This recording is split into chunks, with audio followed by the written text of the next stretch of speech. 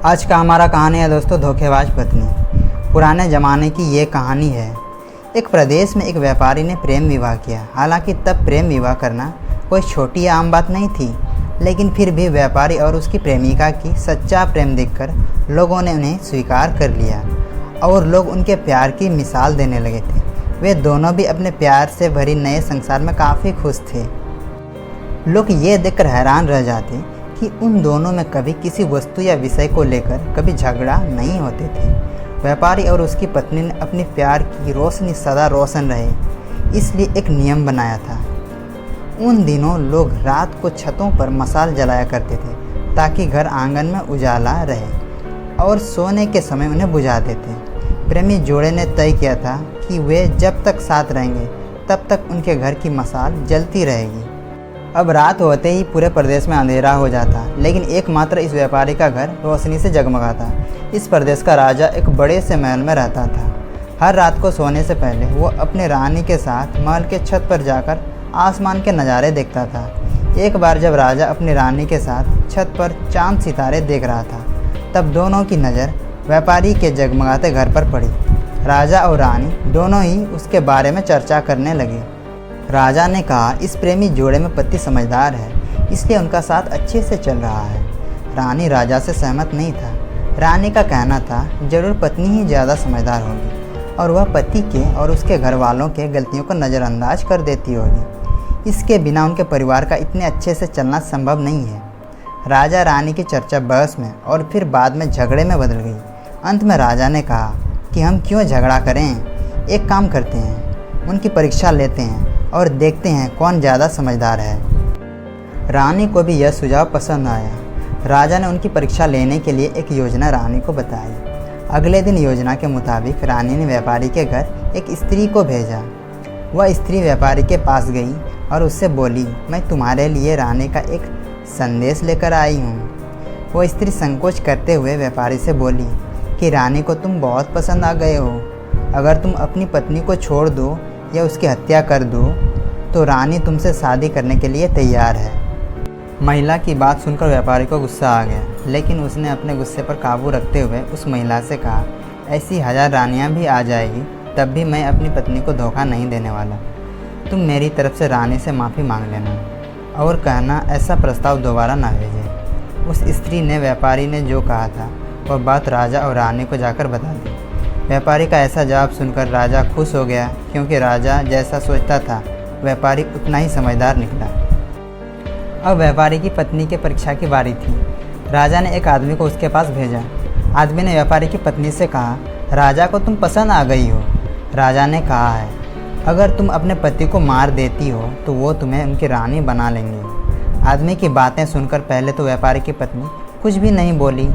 जब आदमी वहाँ से जाने लगा तब पीछे से व्यापारी की पत्नी ने कहा कि आज रात को जब मशाल बुझ जाएगी तो समझ लेना कि मैंने अपने पति की हत्या कर दी है। राजा के आदमी ने इस घटना का वर्णन राजा और रानी के सामने जाकर किया। राजा को व्यापारी की पत्नी पर काफ़ी गुस्सा आया, लेकिन रानी ने राजा से कहा कि वह सिर्फ ऐसा कह सकती है, कर नहीं सकती। आखिर वह उसकी पत्नी है और प्रेमिका भी। राजा ने तय किया कि व्यापारी को खतरे में नहीं डालना चाहिए, इसलिए राजा ने अपने कुछ सिपाहियों को आदेश देकर उसके घर के पास खड़ा रहने के लिए कहा। राजा ने उनको समझाया कि जैसे ही व्यापारी के घर की मशाल बुझ जाए तो तुरंत उसके घर में घुस जाना और व्यापारी को बचा लेना। रात होते ही राजा और रानी अपने महल के छत पर आकर व्यापारी के घर की तरफ देखने लगे। आधी रात हो गई लेकिन कुछ भी नहीं हुआ। रानी राजा से कहने लगी, देखा मैं कहती थी ना कि वह सिर्फ कह सकती है, ऐसा कर नहीं सकती। रानी ने यह शब्द कहे ही थे कि राजा ने देखा कि व्यापारी के घर की मशाल बुझ चुकी है। राजा को व्यापारी की चिंता होने लगी। थोड़ी देर बाद राजा के वह सिपाही जो व्यापारी की सुरक्षा के लिए वहाँ खड़े थे राजा के पास आए और उन्होंने राजा को व्यापारी की मौत की खबर सुनाई। राजा ने कहा, तुम्हारे होते हुए व्यापारी कैसे मर सकता है? सिपाहियों ने कहा कि उसकी पत्नी ने उसे दिन में ही जहर दे दिया था और रात को पति के मरने के बाद उसने घर की मशाल बुझाई, इसलिए हम कुछ भी नहीं कर पाए। राजा को इस घटना से न सिर्फ व्यापारी की पत्नी से बल्कि औरत जात से ही नफरत हो गई। व्यापारी की पत्नी के बेवफाई के विचार उसे पूरी रात आते रहे। राजा उस रात एक पल भी सो नहीं पाया। राजा को इस बात का काफ़ी पश्चाताप हुआ कि उसकी वजह से व्यापारी को अपनी जान गंवानी पड़ी। सवेरे राजा ने अपने एक मंत्री को बुलाया और उसे आदेश दिया कि मैं शिकार करने जा रहा हूँ, जब तक मैं लौटूंगा इस प्रदेश की सभी महिलाओं को गला काट कर मार देना। राजा का आदेश सुनकर मंत्री ने राजा को काफ़ी समझाने की कोशिश की, लेकिन राजा उसकी एक भी बात सुनने के लिए तैयार नहीं था और राजा ने उसे धमकी दी कि अगर तुमने यह काम पूरा नहीं किया तो सबसे पहले मैं तुम्हें ही मौत की सज़ा दे दूंगा। राजा के शिकार पर जाने के बाद मंत्री काफ़ी चिंता में डूब गया। मंत्री को कुछ भी समझ नहीं आ रहा था, करें तो करें क्या। तब मंत्री सीधे अपने पिता के घर गया, जो पहले राजा के पिता के यहाँ मंत्री रह चुका था और काफ़ी समझदार था। मंत्री ने अपने पिता को सारी बात बताई। बेटे की बात सुनने के बाद उसके पिता ने उसे कहा कि सबसे पहले तुम कहीं छुप जाओ, क्योंकि राजा जब लौटेगा और देखेगा कि तुमने उसका हुक्म नहीं माना है तो वह तुम्हें सजा देगा। मैं देखता हूँ, किसी तरह राजा को समझाता हूँ। रात को जब राजा लौटा और उसने देखा कि उसके प्रदेश में सभी महिलाएं पहले की तरह ही अपना काम कर रही है, घूम रही है, तो उसे मंत्री पर बहुत गुस्सा आया। हर जगह तलाश करने के बाद जब मंत्री नहीं मिला तो राजा सीधे मंत्री के पिता के घर जा पहुंचा। राजा ने मंत्री के पिता से मंत्री के बारे में पूछा। मंत्री के पिता ने राजा को शांत करने के लिए पानी दिया, बैठने के लिए कहा और बाद में राजा से पूछा, आप क्यों सभी महिलाओं को मारना चाहते हैं। राजा ने व्यापारी वाली पूरी कहानी मंत्री के पिता को बताई। मंत्री के पिता ने राजा से कहा कि आपने जो फैसला किया है मैं उसे सही या गलत नहीं बता रहा हूँ, लेकिन मैं आपको एक छोटी सी कहानी सुनाता हूँ। जब मैं मंत्री था तब यह मेरे साथ घटित हुई है।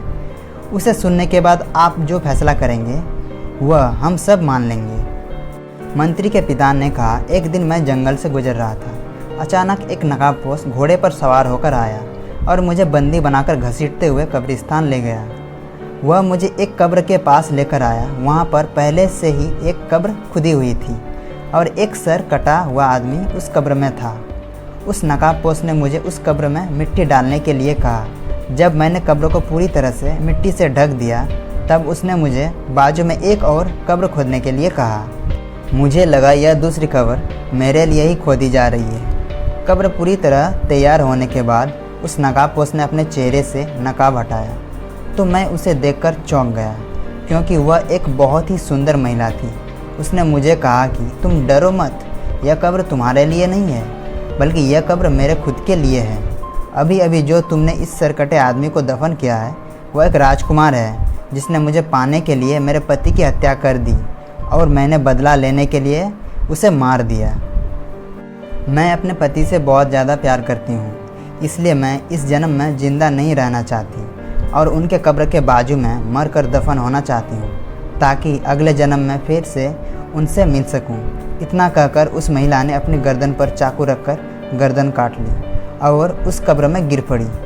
मेरे पास कोई दूसरा उपाय नहीं था, क्योंकि मुझे पता चल चुका था कि वह मुझे सिर्फ अपने आप को कब्र में दफन करने के लिए वहाँ तक लेकर आई थी। तो मैंने उसे दफन किया और अपने घर वापस लौट आया। महाराज, आपने जिस घटना को देखा है उसमें एक महिला ने धोखेबाजी की है, लेकिन मैंने जो कहानी सुनाई है, मैंने जिस घटना को अनुभव किया है, उसमें एक महिला ने अपने पति के प्यार में अपनी जान दे दी। अब आप ही बताइए महाराज, अगर एक महिला बेवफा निकली तो क्या सभी महिलाएं बेवफा होगी?